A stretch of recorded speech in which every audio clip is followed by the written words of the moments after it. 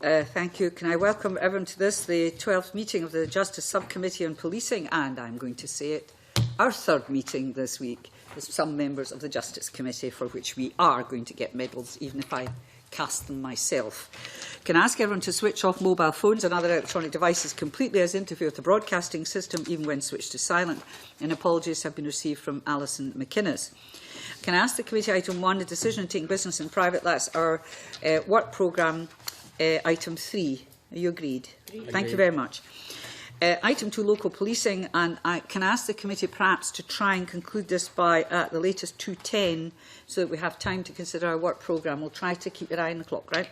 Our next item is the second evidence session on local policing. Remember, the first session was back in April. You will remember this. It's fresh in your memories. Yes, of course it is. Today we'll be focusing on how local policing is working under the new arrangements. Members will also want to cover recent developments which could have an impact on local policing, such as the reviews of public counters and control rooms, which, as members who are on the Justice Committee know, we touched on this week in the budget as well. And welcome to meetings Sir Stephen House, Chief Constable, Police Scotland, Superintendent Craig Naylor, Police Scotland, George Graham, QPM, Her Majesty's Inspector of Constabulary for Scotland. Welcome, John. Thank you for coming to this meeting. And can I have questions straight from members, please? I'll take John, then I'll take Margaret, then I'll take Kevin, and then I'll take Graham. Thank you. Thank you, Convener. Good afternoon, panel. One of the main policy objectives behind police reform was to strengthen the connection between services and communities, it says in this bit of paper here. And I am a strong supporter of the single service. I think there are tremendous benefits to be had. I also have the view that police counters may play a part in the delivery of a police service, but they're not everything. Likewise, police buildings. And in the part of the world that I represent, the vast majority of police stations, police offices are somewhere where someone goes for a comfort break and a cup of coffee. That said, do you believe the system, the criticism there's been of the counter closures is justified? Against a background that I certainly established in my area, there was no contact with the local communities via the policing plan, and I'm a great supporter of the policing plan and said there's a very direct link with the ward, the policing, and accepting that police counter closures won't directly affect. Most wards won't have a counter being closed or hours extended. Chair, thank you. I think I agree with virtually everything in the question. There's no doubt that the presence of a police station or a police office and a front counter is part of an engagement policy and contact with the local community. No doubt about that at all. And I think if I just set in context what our proposals are, even were we to, and I do say even if we were to implement everything that we've suggested, and we're in the middle of a consultation period that ends today, it would still leave 70% of our current public counters open to the public. So I think it's important to say that. We've got 214 public counters throughout the whole of the country, and we've identified 65 where our proposal is, and there are proposals, that there would be no service there. 75 would have reduced hours, 53 would have unchanged hours, and at 21 we would propose increasing the opening hours of the counters. And the other thing to say, I think, just to get on the record, although I know members know this, it's not been covered particularly clearly in the media, this is not about closing police stations, it's about public contact at the police station. So we think it's an integral part of, but we also believe that we need to make sure that we are keeping up with society. And there is absolutely no doubt that we've seen significant changes and drop-offs in the number of people coming into front counters. And let me just try and illustrate that. I'm happy to let members have copies of this particular email. This was a completely unsolicited email from a member of staff who has taken voluntary redundancy from a public counter post. I'll not name where it is because I don't want to identify the individual particularly. Unsolicited to one of my chief inspectors. And what she talks about is that she's going, and she says she's going because the workload is a good offer that she's received, and she says, I don't take this course of action lightly, but having experienced a vast reduction in workload over the years, it seemed to me only a matter of time before this happened. We've also been constantly warned for the past 3 years that this may happen. The workload has been affected for a variety of reasons, the first being the advent of the Force Contact Centre, taking away a huge percentage of phone calls to the front office. Now, this is something that's specific to the place that she works, but it's actually happened in many parts of the country as well. And the vast bulk of the public who contact the police via the telephone. And if, as part of that telephone conversation, they say, I'd like to come round to my home address, then officers will arrange to do that, and we will do that. If there had been consultation to ward level, that would have been borne out, because people's experience would be that they generally use the telephone or indeed increasingly the social media to get in touch. That's why I feel there's been a lost opportunity here. When you reflect on the consultation, could it have been handled better? I think when we look back on things, we can always say maybe we could have done that a little bit better. But I do have to try and defend my organisation and my staff who have done this. We've had allegations from a number of sources that, and I've had them to my face actually from a number of people. The first time they found out about this, and they're members of the front counter staff, the first time I found out about this was on the TV or the radio, or when someone stopped me in the street. That simply is not credible. So what we did was, on the 27th of June. I think the question, Chief Constable, to the public at large, rather. I mean, I accept what you're saying about the staff, but I think the question that, am I correct, John, was the public at large? Yes, indeed, and the opportunity for engagement that could have reflected, because.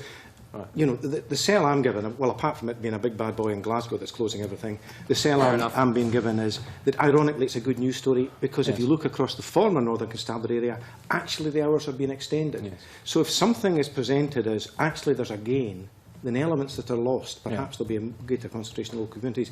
So it's the relationship with what's ongoing and the promotion that I constantly do of the local policing plans and the local community councils' connection with the bigger organisation, the community beat officers' involvement with that. Right, okay. And it's more that level than the staff. I'm sure that you... Okay, I guess I mean, I'm happy to take responsibility for the fact that we maybe went on a too negative attack. But I think the reason I say that, I think, is because we realised people would be concerned about this. That's why we've done a consultation. I mean, the reality is we could simply have said to every divisional commander across Scotland, just look at your opening hours and change them locally to what you think seems fit.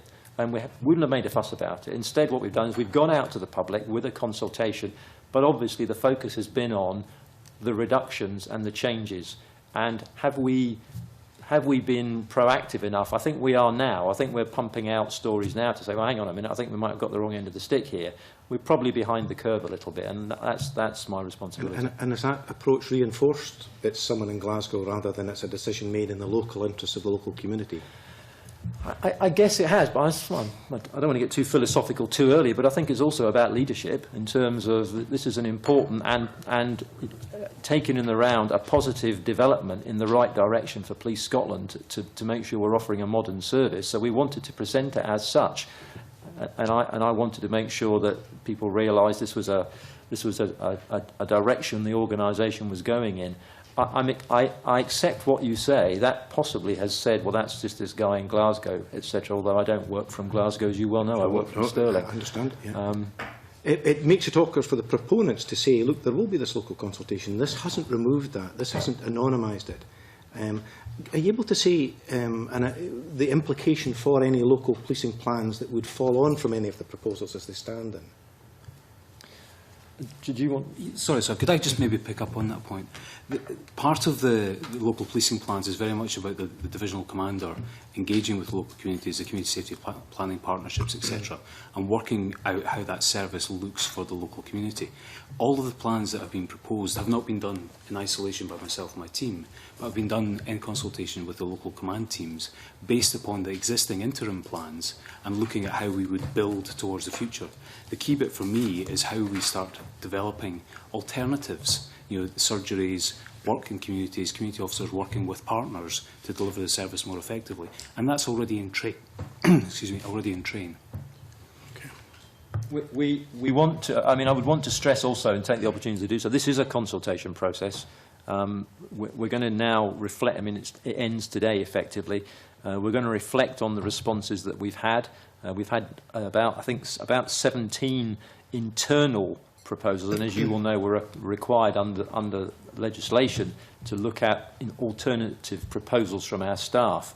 In the main, they respond to basically their own individual position. So we're going to look at those. We're going to look at the public responses we've had, including letters from your colleagues and yourselves, and we will then reflect on what are we going to do. But I have to stress the general direction of travel is to respond to a much reduced footfall at front counters to make sure that it's appropriate. Where they remain busy, then they'll remain open. Where they are much quieter, we will look at reducing the hours, because it is important in terms of finance, but also in terms of efficiency, that we're going to lose probably 175 is the figure today, support staff from front counters who want to take voluntary redundancy or later retirement, and I do not want to backfill those people with police officers. And finally on the issue, the proposal that there be a window for argument's sake. So you've said that closures are proposed for areas where the station would still be retained.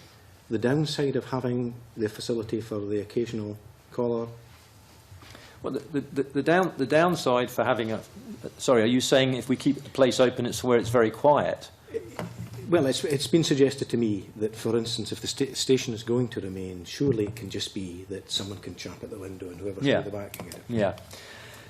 I understand that, and again, policing is about dealing with society and humanity, and if the locals know well enough that the cop is in there because they can see the car and they knock on the window, then I imagine the reaction from the cop is going to be, and they'll stick their head out and say, what do you want? What can we do for you? But if we make that official, then what that means is that cop's not going anywhere, because that cop ends up, we say, well, we'll keep it open from 9 till 5. That's that cop doing that if the member of support staff wants to go. And then we're into police officers being at the police station when actually the public want the officers on patrol, because when they phone 999, they want the officer out and about. John, I want to let Margaret and Graham both want to come in on police counters, so I think we'll exhaust this first. Yeah. Margaret. Good afternoon, gentlemen.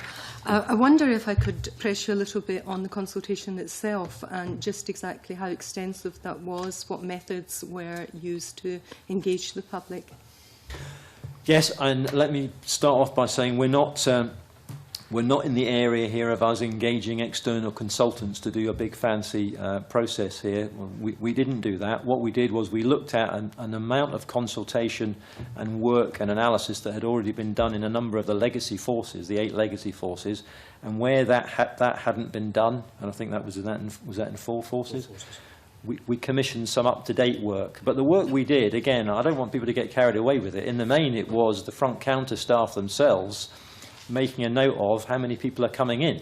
Rather than paying for somebody outside to come in and do that, we wanted the people to do that. So the figures are what they've generated. I think you're talking about the review. I'm talking about the public consultation, just how widespread that was. Right. Well, as I understand it, 27th of June, the consultation was launched. That was concluded. Staff were invited to consult, and I think a couple of days later the public were invited to contribute to the consultation. How did Police Scotland engage with the public in this consultation? Well, again, we're still in that consultation process. It closes today? It closes today. So how has Police Scotland engaged with the public? Well, we've got, as you suggested, we've done a certain amount of newspaper and media coverage. I've done a large number of interviews on the media about it. We've covered most of the national newspapers in relation to it. There's a website for people, or an email address for people to email into.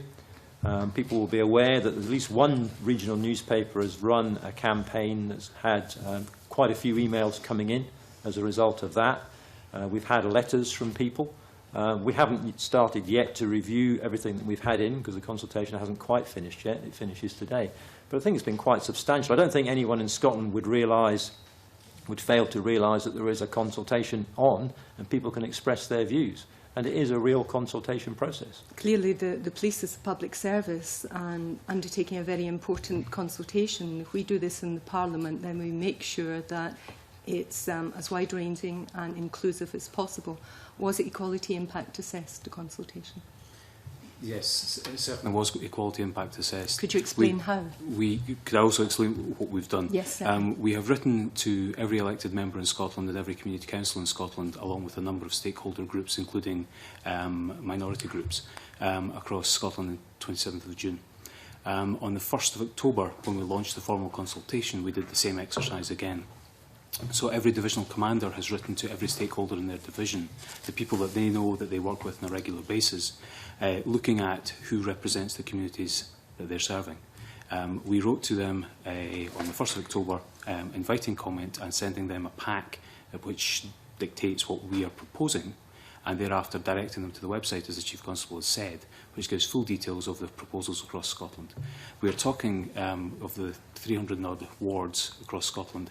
Every elected member in that, every community council in that, and everyone who is a representative of the communities they serve has been sent a personalised email or letter. So it seems to me there's a big concentration on electronic communication. Many elderly people do not have access to that.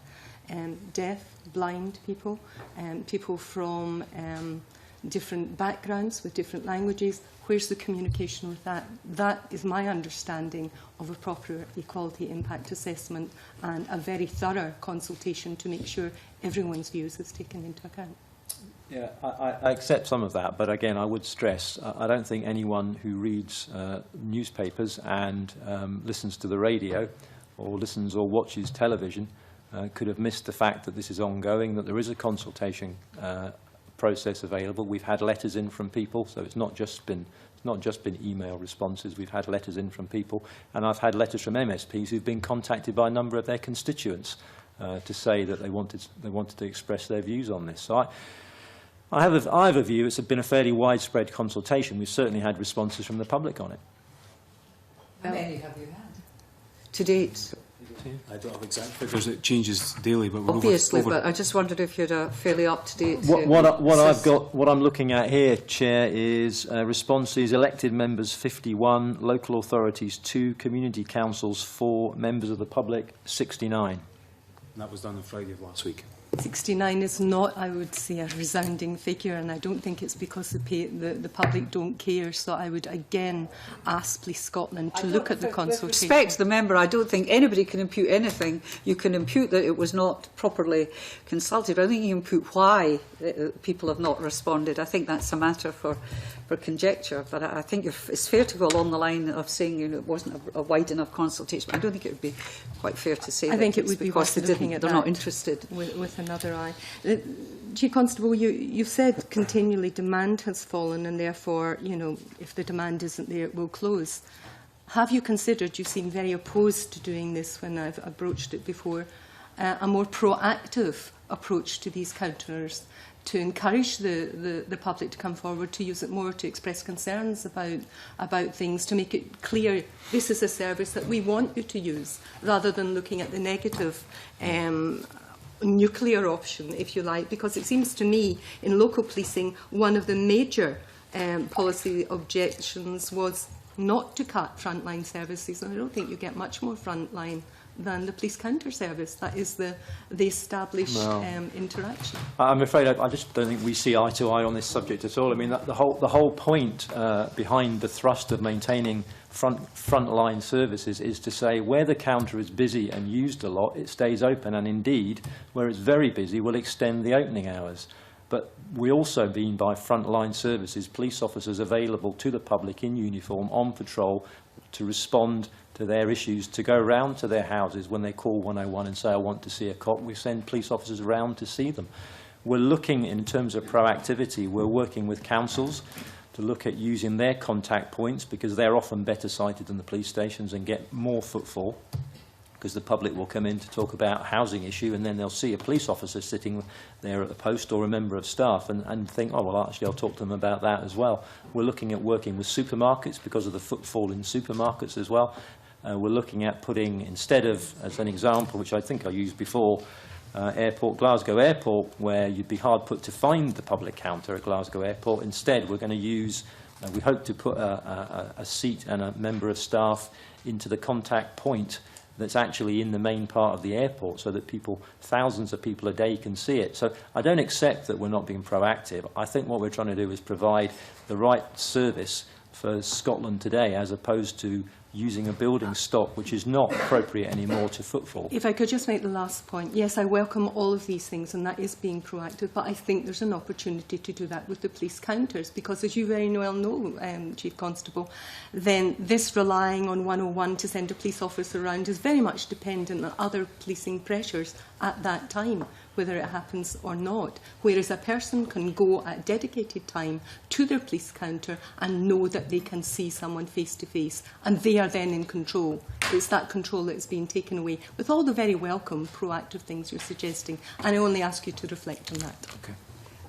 I'd like to just ask you something that I have to say, I'll be very frank, I've had not one email about closure of counters, not one, and I chair the committee, and I also put out press about it, and I ask people to get in touch with me and get in touch with. So if you've got some directly from my constituents, I'd be pleased to know, because nobody came to me. But one thing that I did find out that I would like to pursue with you about contact, and it's very important what my colleague is saying about people feeling they can contact the police and the police turn up. I spoke to my divisional commander, and she was telling me they use what she calls a diary car. Could you perhaps develop this for me? Because I don't think it's in every division this happens, or maybe it does. But I thought that seemed to me a way of dealing with this. I'm not trying to assist you in any way here, but just I hadn't known about this. And if you could perhaps explain to me and perhaps the rest of the committee what that exactly is. It's not uncommon, and it's not a particularly new initiative, but it's one that's lasted for a number of years because it does work. And effectively, what it is will be a situation where somebody contacts the police, and increasingly by 101, where 55% of our non-emergency calls are now coming in, and says, "I'd like to see a police officer." Now, the person on the other end will establish, well, is this an urgent call? And if the answer is no, then rather than say, well, we'll get a police officer to come and see you whenever we can, the rather more intelligent and sort of citizen-focused approach is to say, well, when is going to suit you? And often they'll say, well, I'm out at work, or I'm picking people up from school, so it'd be better if it was after 6 o'clock at night, which then we tabulate. There is a car set aside with one or possibly two people in it. Often we can just use the one because it's a non-contentious, non-evidential issue. And they will then create a diary of certain appointments during the day, and they will then go and see the members of the public because it's not urgent.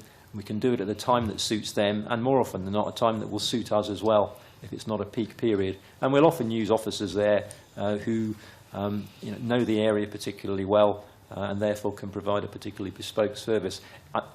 It's something that I'm spurred by your mentioning it. I'll go away and have a review of and see just how widespread it is. But it is relatively common. Certainly I know it's done in Glasgow to a large extent and a number of other areas. On the other hand, one of the reasons people do go to police stations, I think, is lost property. You know, if you've lost your dog or lost your handbag or your wallet or something, you're liable either to phone or go to the police station to ask if anybody's handed it in. So what would happen to that service for lost property and so on? How, you know, I think that's one of the issues that might be a reason also that we need our police counters. It can be a reason, but in terms of that, there's no reason why you can't report lost property over the phone. You don't have to go in, although if you know what the opening hours of the local No, but places, where do people hand it in? I mean, they would usually hand it in to the police counter. Yes, they would that's do, yeah. What they would think of doing. Maybe Yeah. if it's in the supermarket, they would hand it in at the supermarket. But if it's out in the street or whatever, they'd hand it in at the police station. Yes, so what's going to happen to that? That's true, and that's one of those that's reflected in the footfall. So that if that's happening at a police station a lot, then the footfall will be relatively high, and therefore I would expect that place would not be closed down, and indeed might even have the hours open. And it's back to the volume of the people. If we're talking about a small station in a place where there is a very relatively low footfall, lost property being handed in is a very, very rare event. I'm not suggesting it's kept over that particularly, but what would happen if no you're in a place, where are they going to hand it in now? Well, there's no reason why, if it's found and someone's taken home, which is often the case, they will often take the property home in the first instance. They can phone 101, and at some point the diary car will come and pick the property up. I just thought I'd mention it because it'd been that's one issue that was raised with me in a surgery. Graham. Rena, good afternoon. At the outset, when I conversed with Mr Naylor, I'd indicated that quite evidently there may well be a business case that justifies some offices closing or amending their hours. So my position is not that there should be no closures and that we would be led by public opinion and an assessment of the case put forward. I think the first question is really going back to this public consultation process. There's no doubt that within the launch at the beginning of October, there was a great deal of work speaking to internal partners and public authorities and so forth. There doesn't seem to me within the project a structured means by which the public can click into this process and make their opinions known. Now, we all know around the table it takes a while before people realise that changes are being offered and then to respond to those changes. And I've just come in from Portobello where they've got on their feet fairly quickly. They've conducted a very brief process which is still ongoing, and 95% of the returns of nearly 200 public returns indicate they're against closure. And the first question I would ask is, why was there not more time taken to consider how the public would make their opinions known, given that you've been, what seems to me, a hasty process of consultation? 30 days is not a lot. Well, I mean, let me just respond to the numbers you're talking about. I don't find it terribly surprising that in an issue of do you want to keep the front counters open, that you've got 95% of the respondents coming back and saying, I want more and I oppose cuts. I think it's human nature and completely understandable that if people are asked the question, do you want more of something or do you want less, they'll say, well, I want more of it. I think the question, it wasn't me that posed the question, but I think the question was, do you want the office, do you agree with the closure of your local police office, not do you want more or less? Yeah. Well, I'm surprised it's not 100% then, because the questions... Well, presumably some members of the public haven't had quite the same engagement with the police in the past, and would be keen to see it close. I couldn't possibly comment on that. Can't believe that to be the case, but I think your question deserves a serious answer. I mean, I'm going to turn to Craig because he's been far more involved, as you know, because you've spoken with him. I think there's a really interesting piece of work which I saw very briefly before I came here. My understanding is the question was, would you like a certain police station to remain open or not?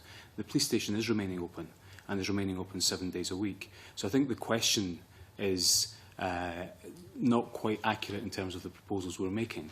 So, you know, to be absolutely honest, the people of Portobello are getting to keep the police station open, shortened hours indeed, but certainly it's staying open. So we're actually meeting the demands that have been made of us in that regard. But the more pressing question about the means of obtaining public opinion, given the fairly substantial changes that you're proposing, there's no structured means that a member of the public can come back to you. You might be able to guess a way through, but there's nothing there that says there's an address to post it to. I disagree with the point you're making there, Mr Pearson. What we have done is we've been very vocal in the press. The Chief Constable, Mr Mawson, ACC, who's been leading the project, and myself have been in the press quite considerably over the last month. We've also got a website dedicated to it with a very clear and transparent set of proposals for each territorial division. We've also had letters that have come into each divisional command team. So people are making their preferences known to us through very traditional and more modern methods. So I think the idea that there is no formal or structured method is not quite accurate. Well, I think there's no formal and structured means of doing it, but there are other avenues that, if you know how the system works, then you can make your opinion known. But within the actual process, there isn't a chapter in the process that says to the public. You've spoken to elected members and others and partner agencies, but there's no direct approach to the public about how individual citizens can make their opinions known. I'd also, although I was not part of the process at Portobello, I also know within Lanarkshire there's a very substantial a response from members of the public in Lanarkshire too. And amongst those responses is a lack of understanding why some offices will remain untouched and others why they'll be reduced service or closed. And the Chief Constable mentioned many of the proactive options that could be available. Was it not thought within the project that each of these affected areas would be told what options would be available to them in the event that closure was being conducted? Well, I think that sounds a very sensible proposal, but I think I have to stress again, we're in a period of consultation here. I accept that some members of the group feel it wasn't as widespread for the public as it could have been. I have to say that's not how it feels to me, because sure, you can't open a newspaper, you can't listen to a news item without something about it. There are vox pops coming out of our ears in relation to this. What I have to say... Can I just say, Chief Constable, is that not more a response to the fact that it was a bit of a blundered announcement of the consultation, and that when the press put their foot in the accelerator, and as you would have it presented as police stations closing, you then went in and came out, and the consultation, I think what the committee is getting at is you should have been in control of it and done it in a more measured fashion over a longer period. That's the thrust from members here, rather than they found about in the papers and heard it in the radio. That was because it hadn't been started out properly. That's the position that's been put by the committee. Well, I'm sorry, again, I don't really accept that. I mean, we've been to the media, we've talked to the media about it, and we've tried to expand the coverage ourselves. I don't think we're trying to play catch up from that point of view. We're very happy to talk about it, and we keep stressing it's a consultation phase. One last thing. I'd like to move after this and move on to another topic. Yes, I don't seek to labour it. Will the Chief Constable consider beyond the 1st of November that where members of the public and communities want to make their opinions known, they will be taken account of? Of course, I'm happy to say that, because we're not pressing a button on some decision tomorrow. We'll be looking at this over the next 4 to 6 weeks. We'll go back and discuss it with stakeholders. Sorry, I was trying to answer your question, which is it's difficult to say, well, here are the alternatives, when we're also in consultation with partners to establish what the alternatives are. Yeah. So we couldn't always put that out to people. But most of the articles, and most of the media articles we've covered do say we're looking at alternatives such as. And I know I've covered that in every time I've spoken to people about it. So but yes, we will be open to if people the public want to consciousness will be that the consultation finishes today, but you'll accept comments over the next month. Yes, we will accept late entrants, yes. Thanks for that. And I'm sure this event itself will spur more people to do that, and that would be great. I think it may. Okay. Although I don't know how much the public tune in to this subcommittee meeting. Graham, sorry, Kevin. Thank you, Convener. Like yourself, I've had not one complaint about police counters, it has to be said. But we have heard from colleagues today quite a lot about communication, and I would like to concentrate on communication, because obviously colleagues around the table here think there's been a failure in this regard. But I would like to stress some of the positive aspects of communication, which some of us were a bit worried about when we moved to the single force. Can I say that it may well be that our local newspapers in Aberdeen, the Evening Express and the Press and Journal and the other media outlets are good in this regard too, but the level of communication that's coming from your media office in Aberdeen, I think, has got to be commended. I think that anything that I have seen has been extremely worthwhile, and I'm sure that members of the public respond to the requests because they are so well done. And I'm just looking at today and yesterday some of the stuff that I've got. Obviously some good news in terms of statistics, where violent crime in Aberdeen City has fallen by 13% in the first 6 months, and Operation Maple, which is ongoing, has seen over the last couple of days a number of arrests in terms of drug possession. I think the public needs to know these things, and I think that's got to be handled properly. And I would ask, in terms of the knowledge of your communications department, particularly in Aberdeen, would it not be wise in the future for other consultations that you may have to make best use of their experience? Well, Mr. Chipman, I'd like to respond to that, if you don't mind. I wholeheartedly agree with your comments, which is why at a recent divisional commanders meeting where the 14 divisional commanders come together, I highlighted the coverage that the Aberdeen City Division gets in its newspapers. They do something called On the Beat, which puts a local inspector or chief inspector once a week into the local newspaper, half a page of not the most earth-shattering, high-level crime issues, but actually the stuff that people are concerned about. It's highly effective. So what I said to the other divisional commanders was, let me see your media plan to mirror what's going on in Aberdeen City, because it is particularly impactful and effective. And I get cuts from most of the regional newspapers on a daily basis. It stands out that that happens. And of course, success breeds success. I've done 2 interviews with the one with the P&J and 2 with the evening newspaper in Aberdeen, simply because they're proactive, that they're getting information from us, and it becomes a really useful two-way process. So yes, I think you're effectively identifying it as good practice. I agree it is good practice, and we have asked the other divisions to try and replicate that. And I understand it would be a very good conduit for this sort of development for the future. And I'm sure that's quite useful for the frontline Bobby, who is trying to resolve issues in the communities that they are patrolling. Yes.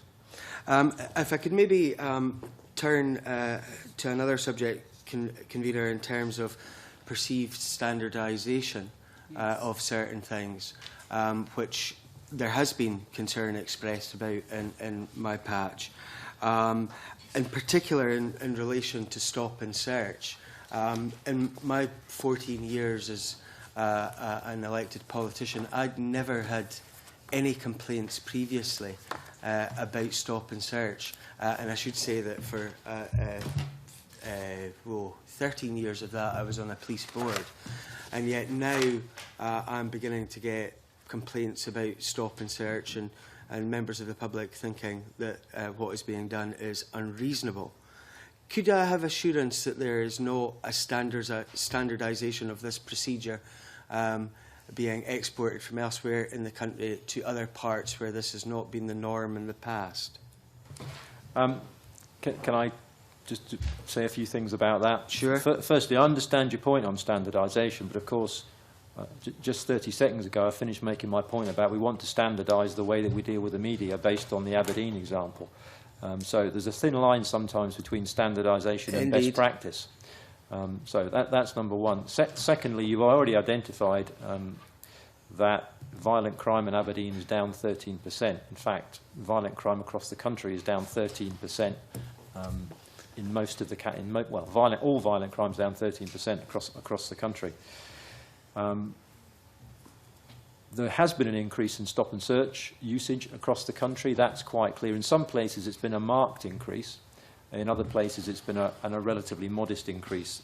To put things, I think, into a slight perspective, if you take the number of stop and searches that we've done so far this financial year, and you divide it not by 17,234, which is the total number of police officers, but actually by the number of officers who've actually carried out stop and search, which is 12,089 officers, you come up with a figure by dividing one into the other, which says, on average, an officer is doing a stop and search just over once per week, just over 5 times a month.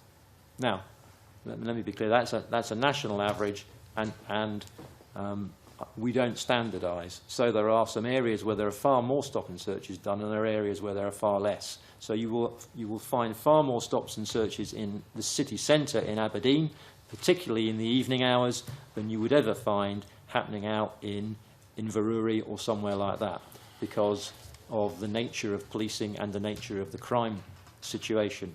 Aberdeen has a problem with violent crime, and it's nighttime crime in the city centre, and it needs to be dealt with. Stop and search is one tactic for dealing with that, so there has been an increase in stop and searches, and there has been across the country. But just to give you a specific figure, for Aberdeen Division, officers are carrying, an average officer will carry out a stop and search 0.4 times a week, so effectively he or she will do one a fortnight. Now, Obviously, there are a number of officers, so it's clearly there are a few stop and searches going on, but I don't see an avalanche of stop and searches going on. They do stop and search within a legal framework, which is very clear to the officers and they understand the law, and they also do searches where they are consensual searches when they ask.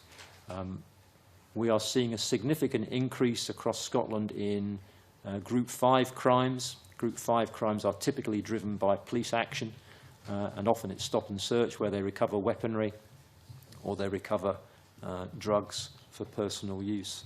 So my view is part of the linkage is that violent crime is coming down. It's coming down partly because we are confronting violence on the street, and part of that is done through stop and search. I'd be interested if you wish to pass on to me complaints about stop and search, because we want to look at that and we want to understand the nature of the complaints. But what we stress to our officers is, firstly, they have to do stop and search with integrity, with fairness and respect. They have to have a reason for doing it, and they have to treat people fairly while they're doing those. There are no targets on stop and search, except one. And the one target is we're trying to achieve at least 15% positive stop and searches. So we're not insisting on any number of stop and searches from people, but if they do, and no officer will, but if an officer did 100, then we would expect at least 15 of those to find something. And the reason to push at that is it's just about above where it's been nationally for a few years, and we want to encourage them to stop and search the right people rather than I wonder if I random. could come in, Chief Constable, because I know that we're very pushed for time, and I'm glad to hear you say that there are no targets. What would you do, and this is only a semi-hypothetical, if somebody, a semi-hypothetical, partly based in fact, if somebody was searched 4 times in a very short period of time, somebody who has no criminal record and not always in the city centre, what would you do then? I would expect that that locally management would be keeping an eye on the number of people that are being stopped and searched. But I have to say, because somebody doesn't have a criminal record does not mean that they don't have an intelligence record. I understand that, Chief Constable. And I would be wanting to be assured that the officer that we're dealing... The trigger for me would be often on the other way around the analysis. Not that the individual is stopped 4 times, but who are they being stopped by? Is it the same officer who's stopping them 4 times, in which case that begs an explanation. If it's 4 different officers, then I would want to understand why that is. Let me just finish off by saying, again, if you want to let us have the details, we can have a look at those. We map where our stop and searches take place. And again, I can let you have a look at these. We don't have one for Aberdeen here with me. I've just got some examples. But what we're looking to see is, on a map, where's the violence taking place, and where is the stop and search taking place? And we insist that, effectively, it's in the same place, and really at the same time. So where there are differences, we challenge those. Now, I'm pleased to say that in most areas, they're pretty much smack on top of each other. I've got an example of Edinburgh here, which shows you that the two outlines are pretty much identical. And we insist on that as well, because what we're here to do is keep people safe, and stop and searches to reduce violence. So we have a number of triggers that would warn us if we thought there was something wrong. Thank you. I would like to ask you, and I'm sure this is not pejorative, but you will have heard it before, the concerns when you took over as Chief Constable is that we'd have Strathclyde policing writ large. And no bigger example of that, perhaps, perceived fear was the Sauna saga in Edinburgh, where it appears that Lothian police have, over the years, had a different culture and attitude to as it were, containing and to some extent controlling and managing the sex trade in Edinburgh as opposed to the west of Scotland. And it does seem to me and to others that the recent examples before Edinburgh licensing was a whole culture change out of the blue that did seem to be west of Scotland coming and trampling into Edinburgh and the management, and did not succeed actually against the council. Now, that's, I think, a quite dramatic example of what the fears were, that local policing that seemed to be succeeding in a different way, in a different place, was being overridden by a national attitude to it from the top. Would you care to comment, please? I would. Thank you for asking the question, because I'd like to take that issue on. First of all, it is not the role of Police Scotland, and even less so the role of a Chief Constable, to decide for councils what their policy is on the sex trade.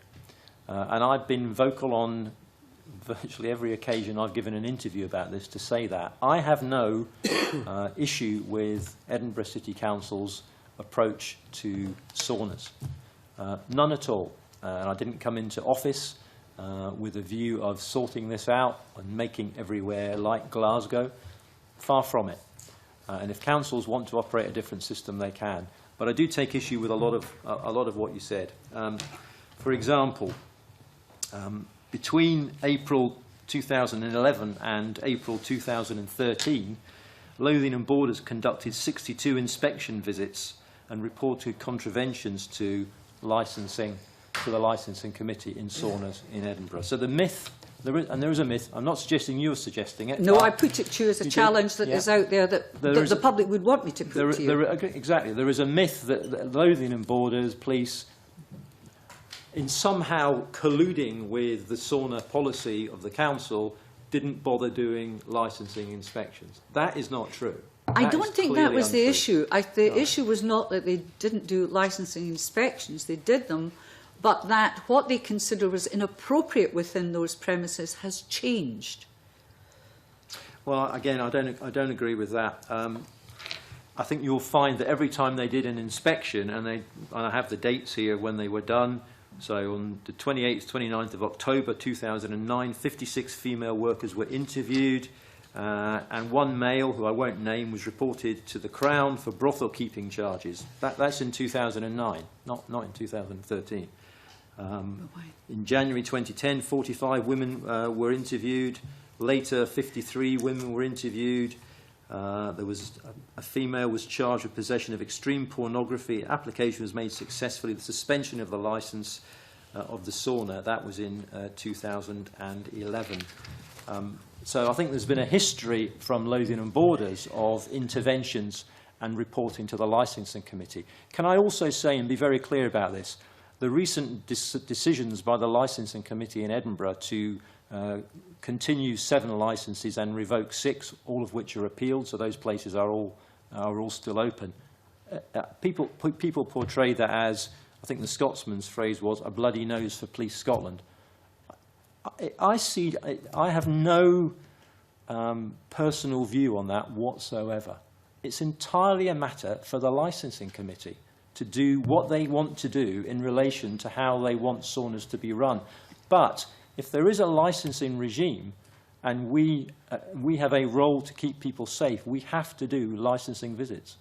I hear you, but which we have a role to keep people safe. Some people might argue that in endeavouring to remove contraceptives from saunas and endeavouring to close them, you are making certain people more unsafe than what was already in Edinburgh. And I can't recall my time of the police objecting on the lines they've objected recently to the well-known operation of saunas within Edinburgh.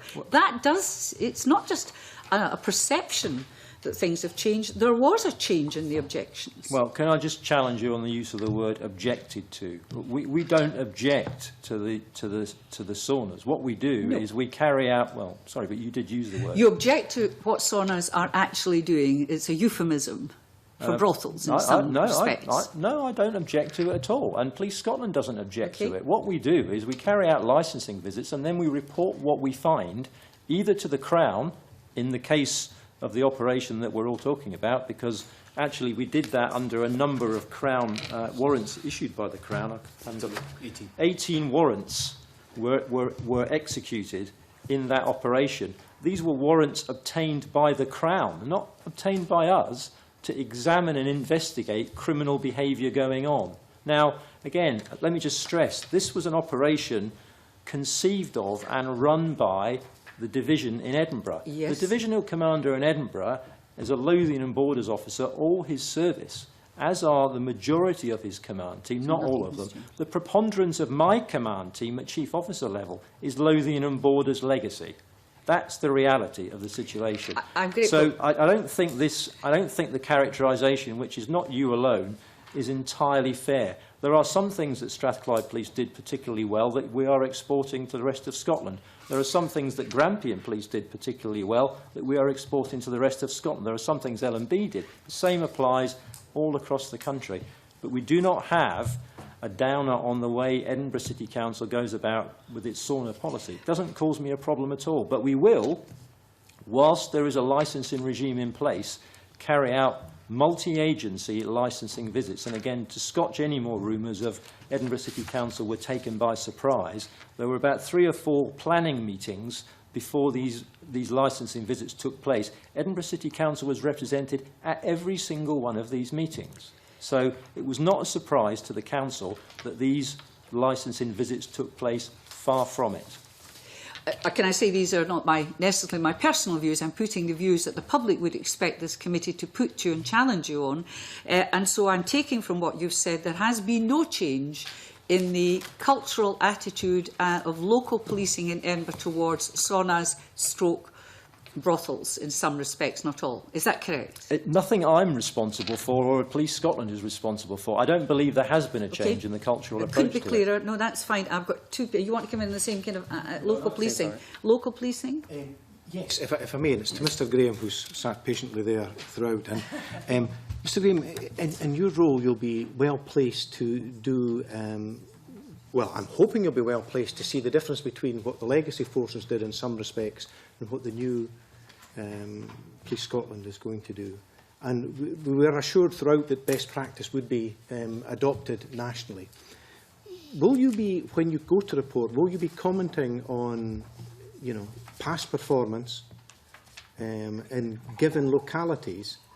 And clearly you'll report on well, let's just be blunt. If by the adoption of a national policy, performance dips in a particular geographic area within Police Scotland, will that be reflected in your report? Yeah, thank you very much. And good afternoon.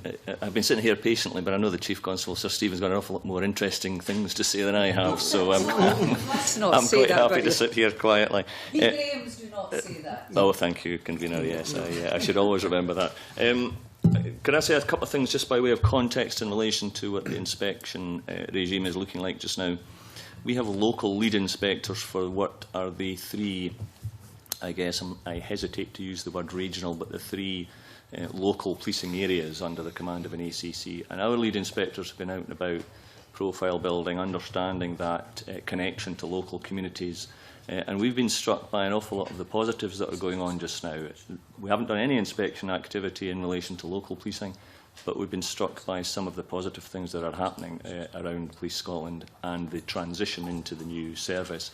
And an awful lot of that has been to do with the way the Act was set up, that local policing has been seen at the heart of it.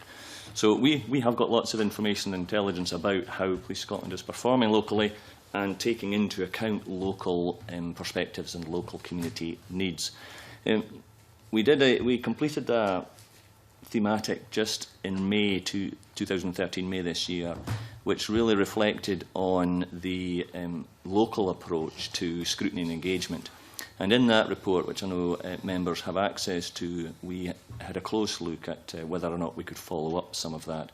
And indeed, in consultation with the Scottish Police Authority, with government colleagues and indeed with Police Scotland, what we'd intend to do next year is to have a much closer look at local policing and how local policing is still being delivered effectively within a national organisation, within a national framework and within all the challenges that the current financial situation poses. So, of course, in direct answer to your question, if we find that good practice is not being shared, we'll comment on that. If we find that it is, I always like to think we can go out and inspect and find people doing really good things, and often we do. And if we find that, we'll be highlighting that as well. But of course, if we find challenges and if the local scrutiny and engagement groups are not working effectively, we'll highlight that as well. Yes, I think it's the very nature of a committee like this that we do dwell on the negatives, not the things that are necessarily going well. So it is important and that's recounted. I wonder if you could comment, and this was raised with the Chief Constable at another meeting. He's been a regular attender this week. And that is the system of devolved resource management, which was different in each of the legacy forces, and the extent to which, and it's accepted that there's a transitional period, so it can't happen immediately, that would reinforce the local element, because, of course, with resources comes accountability and scrutiny. Is that something you'll be picking up in the course of your inspections? I would be surprised if it wasn't, although what we would be interested in is actually the impact of the national organisation on the delivery of services at a local level. So if you look at the key elements of reform, which I know that members are all too familiar with, one of them was about accessing specialist resources and indeed national capacity much more effectively. So we'll be actually teasing that out when we do our local policing inspection to see, is that working well? How is that working? And how do local policing commanders access that kind of service? So that's the kind of thing we can look at. We want to do some fairly wide consultation, which may well include some of yourselves as local MSPs as to where we think we can add value next year in looking at local policing. So we haven't got a firm view on that yet. Devolved budgets will obviously feature, but our main issue will be what does the service look like at the front end to communities and people who are receiving it. And finally, will you have a media strategy associated with your inspection regime? Well, I would do my very best. I would endeavour to do my best with that, Tanya. Okay. Thank you very much. Yes, Aberdeen. Politicians are always very careful about media strategy, as being very careful with the media ourselves. Graham, and then I'll take you, Margaret, but that'll have to be short ones, please. Sorry about that. Happily, Convener. My question was much along the same lines as Mr Finney, but what I would like from the HMI, if he would, not particularly to report to committee today, but if he could write to us, could he give us some indication of what kinds of inspections he intends conducting over the next 12 months and the kind of work that he will engage in? And will he use the two elements in terms of his measurement, how well Police Scotland are indeed protecting and improving local services, and then secondly, strengthening the connection between services and communities? Will those two principles become the benchmarks with which he will conduct the inspections? Could I ask for that to be in writing to us? That's what I'm saying. Thank you very much. Yes, and we'll write out as well to, rather than you have to try and get it out. It will also be in the official report, so we'll put it to Margaret. On Tuesday, Chief Constable, I'll ask you the hypothetical question that if local authorities were to withdraw their funding for the extra police that they provide in Scotland, some 320, did you have contingency plans? That was hypothetical then, but with the withdrawal of some of the funding being suggested in Edinburgh local authority, have you reviewed or changed your sort of opinion on this, and how will it affect the ability to maintain the 1,000 police that the Police Scotland is committed to? Let me just, I know time's short, but let me just understand. I mean, as far as I'm concerned, it's still a hypothetical question, unless you know something I don't. I think Edinburgh had suggested that they were going to withdraw some of their funding, so I think follow precisely because, as I understand it, they may find that the additional funding they're providing isn't really giving them the influence that they were hoping might be deployed. I'm sorry, but I mean, we knew this on Tuesday when I was here before. I thought I went into it then. It's quite natural, I think, for councils to review their funding every year. They're all under pressure. I've met with the leader and deputy leader of Edinburgh City Council. We've discussed the matter quite openly and a very friendly and positive manner. They're reviewing all sorts of budget lines, including provision of assistance to children, to social services, and they're reviewing the police as well. There have been some concerns expressed about do they have control over the officers in the way that they used to, because there are some rumours that the officers have been deployed outside of Edinburgh on a regular basis. They have not. The officers are still there. I've explained to the council, though, along the lines of the question you asked before, that we're reliant on the funding to provide the officers, and if there is a cut in the funding and a partial cut in the funding, then we would have to look at the number of officers that funds and look to reduce. But the council also, at the same meeting I had, and Mark Williams, the divisional commander, was there, they also asked if he could provide them with a report as to what the money is being used for and what usage the officers are put to. He's done that, and we stand ready to provide any more information to Edinburgh City Council to try and reassure them about what they get for their money. We've done a review very recently of the councils and the money provided. And to date, I think there's a situation where only one council out of the 32 has actually withdrawn funding, and that was for, I think, for 2 officers, and that's with a council who we have a huge range of partnerships with. They simply want to divert the money somewhere else, and we're actually in discussion a public committee of the Police Authority earlier this week about joint funding of another scheme with that same council. I want to, I'm so sorry, we can come back to this. I mean, obviously there are many other issues we haven't raised, control rooms, traffic wardens. Some people think that's a bad thing that they're going, some people think it's a good thing, but there's lots of other issues which we may have to return to. But I have to stop now, as we have to finish before the Parliament resumes at 2:30. Thank you very much for your attendance. We're now going to private session now.